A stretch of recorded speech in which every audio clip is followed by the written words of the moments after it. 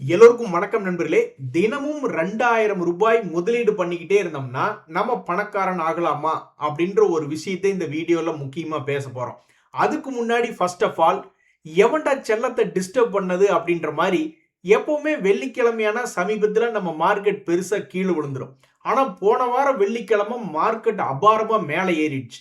என்னடா இது, எங்க கும்பாசாமியை காணோம் அப்படின்னு நம்ம தேடிக்கொண்டிருந்த நேரத்துல தான் வந்துட்டான்டா என் தலைவன் கும்பாசாமி. இனிமேல் ஷேர் மார்க்கெட்டே கதிகலங்க போகுது வெள்ளிக்கிழமையான அப்படின்ற மாதிரி வழக்கம் போல இன்னைக்கு ஒரு 154 பாயிண்ட் என்பது நிப்டி இறங்கி விட்டது. இந்த சமயத்துல தான் ஒரு நண்பர் குமார் அப்படின்னு அவருடைய பெயர், அவர் என்ன சொல்றாருன்னா, நான் தினமும் 2000 ரூபாய் இன்வெஸ்ட்மெண்ட் பண்ணிக்கிட்டு இருக்கேன், இப்போதைக்கு 8,50,000 ரூபாய் என்பது பணம் சேர்த்து விட்டேன், அதுல 30,000 ரூபாய் லாபம் அப்படின்ற மாதிரி குமார் அவர்கள் அவருடைய உண்மை கதையை ஷேர் பண்றார். ஆனா இதுல இவருக்கு சந்தோஷமா துக்கமா எந்த விதமான ரியாக்ஷனும் இல்லை. இவர் இதைத்தான் இந்த இன்வெஸ்ட்மெண்ட் அப்ஜெக்டிவை அச்சீவ் பண்ணணும்னு நினைச்சு பணம் போட்டுக்கிட்டு இருக்காரா, இது என்ன பிளான்ல போறாரு அப்படின்ற மாதிரியான அதிகபட்ச தகவல்கள் நம்ம கையில் இல்லை. நான் தினமும் 2000 ரூபாய் போடுறேன், இப்ப என் பணம் 8,50,000 இருக்கு, 30,000 ரூபாய் லாபத்துல இருக்கு அப்படின்ற ஒரு ஸ்டேட்மெண்ட்ல தான் விட்டுருக்காரு. அதனால நம்ம இவர் எத்தனை நாள் இந்த பணத்தை சேர்த்திருப்பாரு அப்படின்றத பார்ப்போம். அதான் டெய்லி 2000 ரூபாய்ன்னு சொல்றாருல்ல, அப்ப எத்தனை நாள் ஆயிருக்கும்? நம்ம சனி ஞாயிறுகளை கழிச்சிட்டோம்னு வச்சுங்களேன், ஒரு 261 நாள் வரும். எப்படியும் ஒரு 11 நாள் லீவ்னு போட்டுடுங்க. எப்படி பார்த்தாலும் 250 நாள் ஒரு வருஷத்துல இருக்கு. இவர் 425 நாளுக்குன்னா கிட்டத்தட்ட ஒரு 2 வருஷத்துக்குள்ள 2 வருஷமா டெய்லி 2000 ரூபாய் என்பது போட்டுக்கிட்டு இருக்காரு. 8.5 லட்ச ரூபாய் சேர்த்திருக்காரு. அதுல 30,000 ரூபாய் லாபத்துல இருக்காருன்னா இவர் மனசுல நினைச்ச லாபம் வந்திருக்கா இல்ல கம்மியா இருக்கா, என்ன தகவல் அப்படின்றது நம்மளுக்கு தெரியல. பட் தினமும் 2000 ரூபாய் சேமித்து கொண்டே இருந்தால் ஒரு ஆள் பணக்காரன் ஆக முடியுமா அப்படின்னா எஸ், கண்டிப்பாக ஆக முடியும் என்பதுக்கு இவர் ஒரு உதாரணம்.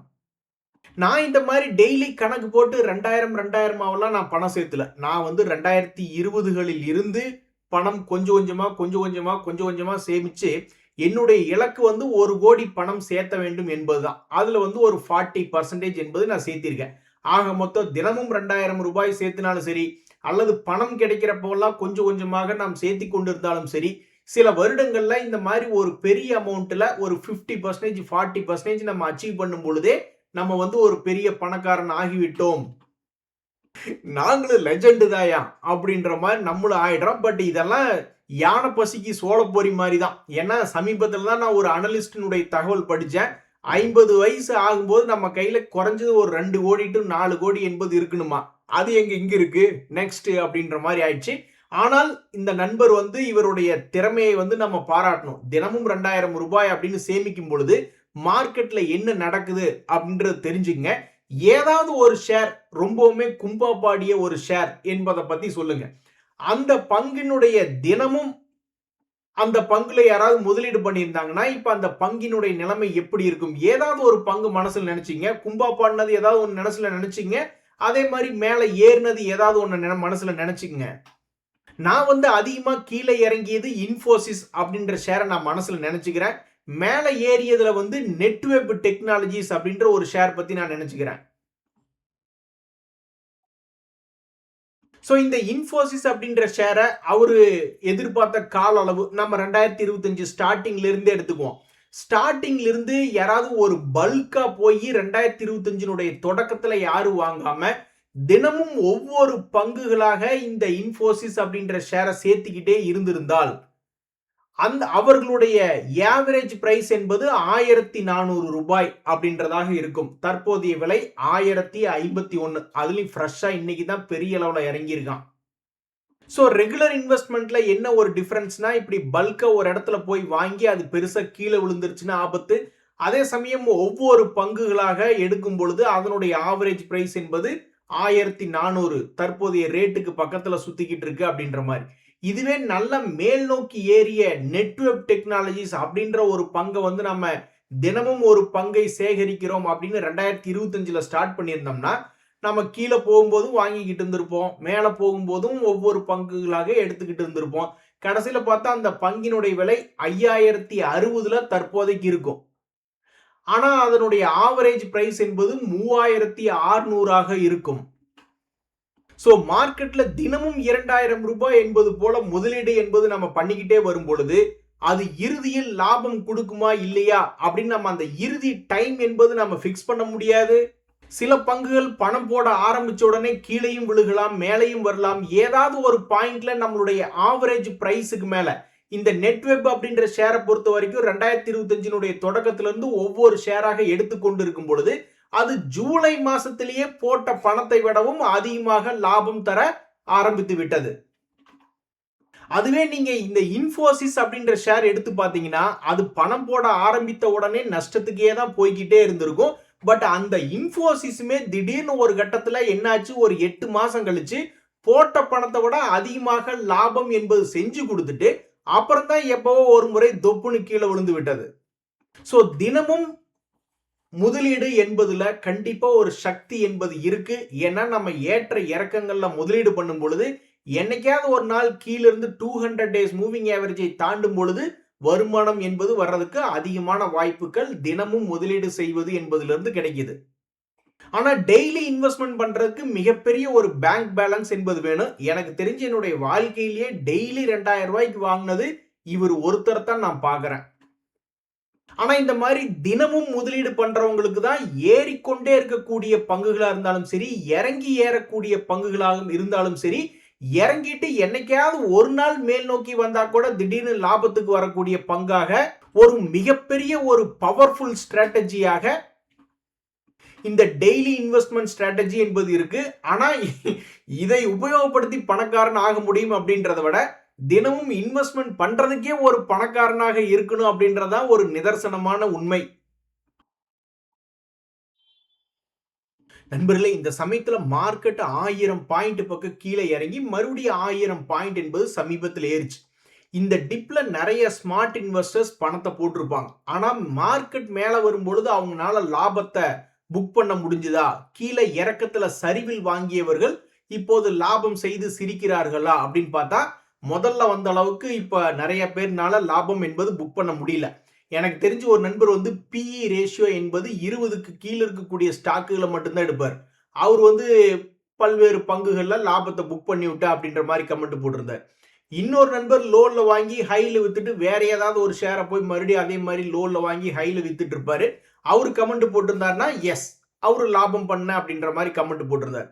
ஆனா பொதுவா ஒரு 1000 பாயிண்ட் மார்க்கெட் ஏறும் பொழுது ஏகப்பட்ட பேர் கமெண்ட் போடுவாங்க லாபத்தை புக் செஞ்சோம், லாபத்தை புக் செஞ்சோம் அப்படின்ட்டு. ஆனா இந்த முறை ஏனோ இவ்வளவு தூரம் 1000 பாயிண்ட்கள் ஏறியும் பெருசா லாபம் என்பது கிடைக்கவில்லை போல. ஆனா எனக்கு நல்லா ஞாபகம் இருக்கு, மே மாசத்துல இதே மாதிரி ஒரு 1000 பாயிண்ட்கள் ஏறிய போது ஏகப்பட்ட பேர் லாபத்துக்கு வந்துட்டோம் அப்படின்ற மாதிரி இருந்தாங்க. மறுபடியும் மார்க்கெட் ஒரு 1000 பாயிண்ட் இறங்கிட்டு இப்போ ஒரு 1000 பாயிண்ட் ரெக்கவரி பண்ணியிருக்கான். இந்த ரெக்கவரி பாயிண்ட்ல நிப்டி மட்டும் தனியா மேல ஏத்தி விட்டது போல பெருசா போர்ட்போலியோல லாபம் என்பது எல்லாருக்குமே வரல.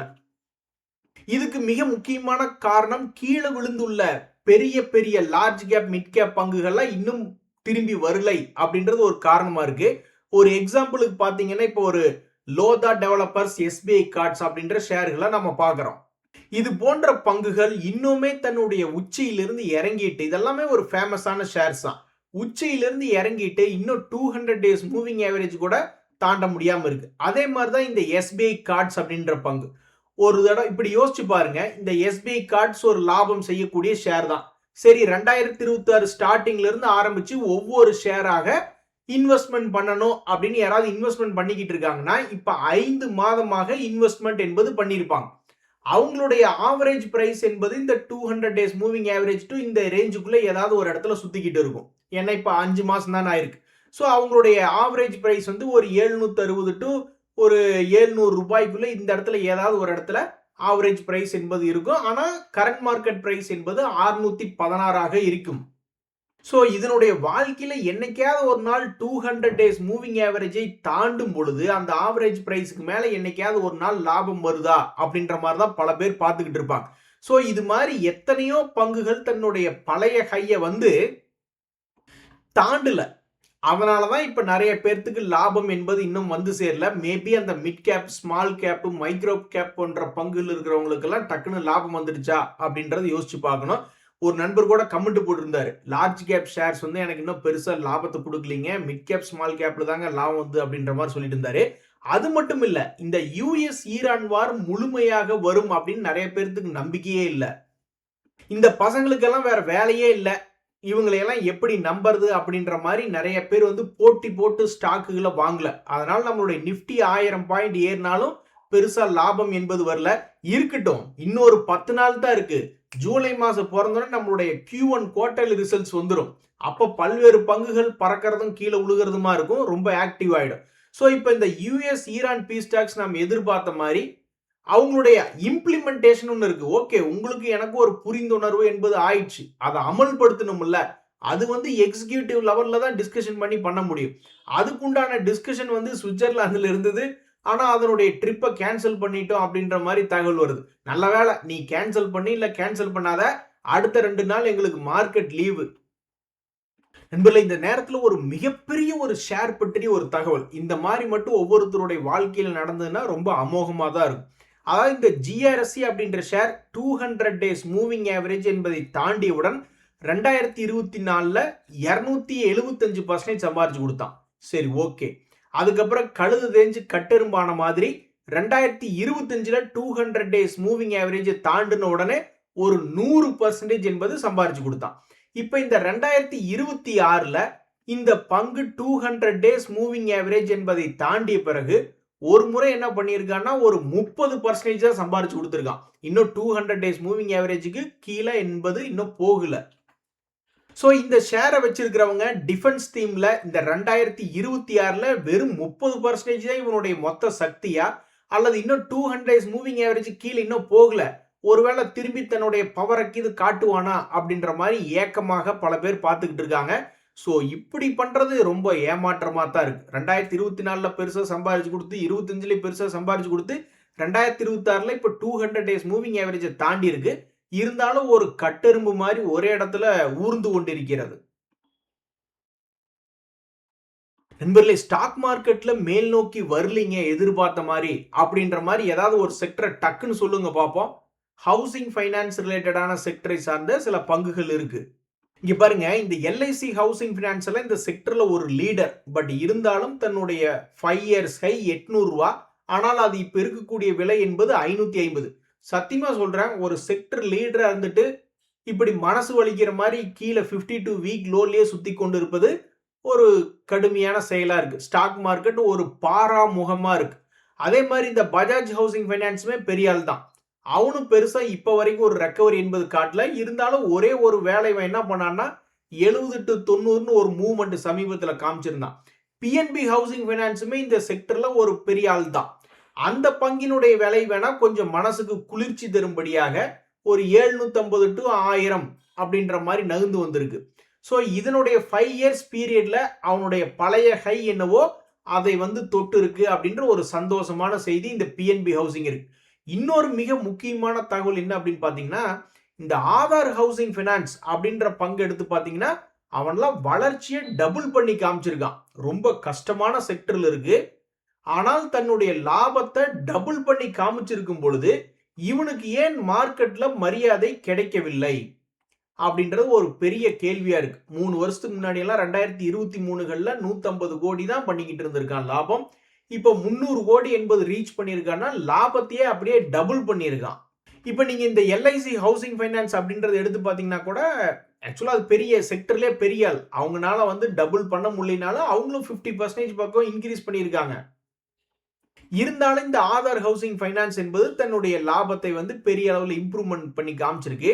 இப்படி இருக்கும் பொழுது இந்த ஆதார் ஹவுசிங் ஃபைனான்ஸ் அப்படின்ற ஷேர் தன்னுடைய உச்சத்துக்கு பக்கத்துல ட்ரேட் ஆகிறதுக்கு ஒரு தகுதியான ஆள் அப்படின்ற மாதிரி ட்ரேட் ஆகிட்டு இருக்கான். அந்த LIC ஹவுசிங் ஃபைனான்ஸ் இதே மாதிரி தன்னுடைய உச்சத்துக்கு வரும் நிறைய பேர் பார்த்துக்கிட்டு இருக்காங்க, இன்னும் வரல. பட் பர்ஃபார்மன்ஸ் மூலியமாக இந்த செக்டர்ல ஒரு சின்ன ஆளாக இருக்கக்கூடிய இந்த ஆதார் ஹவுசிங் ஃபைனான்ஸ் என்பது தன்னுடைய உச்சிக்கு பக்கத்துல மறுபடி வந்திருக்கு.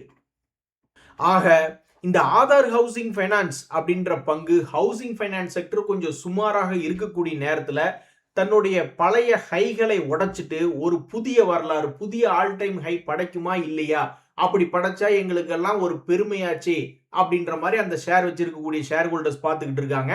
இனி என்ன ஆகும் என்பது பொறுத்து இருந்து தான் பார்க்கணும். நண்பர்களே, இந்த நேரத்துல சமீபத்துல கீழே விழுந்து கிடக்கக்கூடிய சில பங்குகள் என்னானது அப்படின்ற ஒரு செய்தி தான் நம்ம இப்ப பார்க்க போறோம். இந்த V-Guard இண்டஸ்ட்ரீஸ் அப்படின்ற ஷேர் சமீபத்தினுடைய குவார்டர்லி ரிசல்ட்ஸ்ல சேல்ஸ் என்பதையும் இன்க்ரீஸ் பண்ணிட்டு லாபம் என்பதையும் இன்க்ரீஸ் பண்ணிருக்கு. ஆனா இந்த பங்குல யாராவது டெய்லி இந்த 2026 தொடங்கினதுல இருந்து ஒவ்வொரு நாளும் பணம் போடுவோம் அப்படின்ற மாதிரி பணம் போட்டுக்கிட்டே இருக்காங்கன்னு வச்சுங்களேன், அவங்களுடைய ஆவரேஜ் பிரைஸ் என்பதுக்கு பக்கத்துல தான் இந்த பங்கு என்பது ட்ரேட் ஆயிட்டு இருக்கு. அதுவும் இல்லாம இன்னும் 200 டேஸ் மூவிங் ஆவரேஜ் என்பதை இன்னுமே தாண்டல.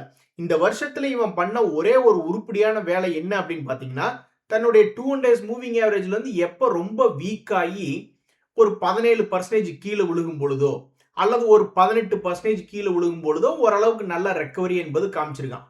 இந்த முறை தன்னுடைய 200 டேஸ் மூவிங் ஆவரேஜ்ல இருந்து ஒரு 13% என்பது கீழே விழுந்துட்டு லேசாக மேல் நோக்கி ஏறி உள்ளது. வேறு என்ன ஷேர்கள் சமீபத்தில் ஒரு எக்ஸாம்பிளுக்கு கீழே விழுந்துட்டு ரொம்பவுமே அவசர கொடுக்கையாக டபக்குன்னு திரும்பி ஏறிய பங்குகள் அப்படின்னு சில எக்ஸாம்பிள் பார்த்தோம்னு வச்சுங்களேன், இந்த டிம்கன் இந்தியா அப்படின்ற ஒரு ஷேர் அது சமீபத்தில் ஓரளவுக்கு கீழே விழுந்துனுமே அதை மேலே தூக்கி விட்டுறாங்க. இப்படியே தான் இந்த டிம்கன் அப்படின்ற ஷேர் சமீபத்தில் ட்ரேட் ஆயிருக்கு. 200 டேஸ் மூவிங் ஆவரேஜுக்கு கீழே பெருசா போகவே இல்லை. இப்போ ஒரு உதாரணத்துக்கு யாராவது நாங்க 200 டேஸ் மூவிங் ஆவரேஜுக்கு கீழே வந்ததுக்கு அப்புறம் தான் நாங்க டெய்லி எஸ்ஐபி ஸ்டார்ட் பண்ணுவோம் அப்படின்ற மாதிரி 2025ல யாராவது இந்த 200 டேஸ் மூவிங் ஆவரேஜ் கீழே தான் எஸ்ஐபி நாங்க தொடங்குவோம்னு சொல்லி அவங்க யாராவது இப்படி 2025ல தொடங்கி இருந்தாங்கன்னா அதுக்கெல்லாம் மே மாசத்திலேயே அது வந்து ஓரளவுக்கு லாபத்துக்கு வந்திருக்கு. அதுக்கப்புறம் தொடர்ந்து அது ஆவரேஜ் பண்ணப்பட்டிருந்த ரேட்டு பக்கத்திலே சுத்திக்கிட்டு இருந்திருக்கும். அப்புறம் இப்ப பார்க்கும்பொழுது ஒரு அபாரமான வளர்ச்சியா இந்த டிம்கன் இந்தியா அப்படின்ற பங்கு இருக்கு. வேறு என்ன பங்குகள் இறங்கி கிடக்கிறது அப்படின்ற ஒரு செய்தியில இந்த டிமார்ட் அப்படின்ற ஒரு ஸ்டாக், அவனுக்கு வேலையே இதுதான். ஒன்னா குறுகிய லெவல்ல இறங்கி ஏறிக்கிட்டு இருப்பான், இல்லைன்னா ஒரு வருஷம் 2 வருஷம் கூடி இறங்கி ஏறிக்கிட்டு இருப்பான். இந்த பங்கினுடைய சமீபத்திய நகர்வுகள் 2021ல இருந்து பாத்தீங்கன்னா அப்படிதான் இருந்திருக்கு. பெரும்பாலும் ஏறுவதும் இறங்குவதும் ஒரே லெவலுக்குள்ளேயே சுத்தி கொண்டிருந்த இந்த டிமார்ட் அப்படின்ற ஷேர் சமீபத்தில் 200 டேஸ் மூவிங் ஆவரேஜ் பக்கத்துல வந்து விழுந்திருந்தது. அதுக்கப்புறம் மார்க்கெட் தான் 4-5 நாள் ஏறி இருந்ததுங்களா, அதனால லேசாக 200 டேஸ் மூவிங் ஆவரேஜ் என்பதை கிராஸ் பண்ணியிருக்கு. சோ எந்த ஷேர்கள் எல்லாம் 200 டேஸ் மூவிங் ஆவரேஜை தாண்டுகிறதோ அதுல எல்லாம் மக்கள் வந்து சந்தோஷப்பட்டுக்கிறாங்க. அதுக்கு இன்னொரு எக்ஸாம்பிள் என்பது இந்த சோனா காம்ஸ் அப்படின்ற ஷேர். இந்த ஷேருமே 2025ல ஒரு காலத்துல யாராவது சரி 200 டேஸ் மூவிங் ஆவரேஜ் கீழே தான் நாங்க வந்து டெய்லி இன்வெஸ்ட்மெண்ட் ஸ்டார்ட் பண்ணுவோம் அல்லது மந்த்லி வீக்லின்னு ஏதாவது ஒரு இன்வெஸ்ட்மெண்ட்டை ஸ்டார்ட் பண்ணுவோம் அப்படின்ற மாதிரி இருந்தவங்களுக்கு அந்த பங்கினுடைய ஆவரேஜ் பிரைஸ் வந்து கடும் சோதனை கொடுத்திருக்கும்.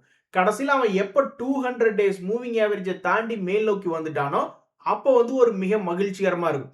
ஸோ இந்த சோனா அப்படின்ற பங்கு ரொம்பவுமே மோசமாக சரிவடைந்து கிடந்த பங்கு. ஆனால் எப்படி அவன் வந்து சமீப காலமா ஒரு குறிப்பிட்ட சப்போர்ட்ல இருந்து மேல் நோக்கி ஏறி வந்தானோ அதே மாதிரி இந்த 2025ல சப்போர்ட் வந்துட்டு மறுபடியும் 613 ட்ரேட் ஆயிருக்கு. எப்படியாவது கஷ்டப்பட்டு நீ மேல் நோக்கி பழைய ஹை வந்துடுச்சுன்னா 3வது முறையாக சாதித்த பங்கு அப்படின்ற மாதிரி ஒரு பெயர் கிடைக்கும். சோ அந்த பங்கு தொடர்ந்து ஏறுதா இல்லையா என்பது பொறுத்திருந்து தான் பார்க்கணும். அதனால நண்பர்களே, டெய்லி இன்வெஸ்ட்மெண்ட் என்பது ஒரு நண்பர் பண்ணி சக்சஸ் பண்ணியிருக்காரு. அது டெய்லி இன்வெஸ்ட்மெண்ட் அப்படின்றது ஒரு சக்சஸ்ஃபுல் ஸ்ட்ராட்டஜி தான். பட் அந்த அளவுக்கு நம்ம கிட்ட மணி கெப்பாசிட்டி இருக்கா அப்படின்றத பொறுத்து இருந்து பார்க்கணும். ஸோ டெய்லி இன்வெஸ்ட்மெண்ட் பண்ற மாதிரி இருந்துட்டாவே அவங்க வந்து ஒரு பணக்காரங்க தான். பணக்காரர்களை மேலும் பணக்காரர்கள் ஆக்குவது போல ஷேர் மார்க்கெட்ல இந்த மாதிரி டெய்லி இன்வெஸ்ட்மெண்ட் என்பது இருக்கிறது. இன்றைய தகவல் உங்களுக்கு உதவியா இருந்தா எனக்கு மகிழ்ச்சி. ரொம்ப நன்றி, வணக்கம்.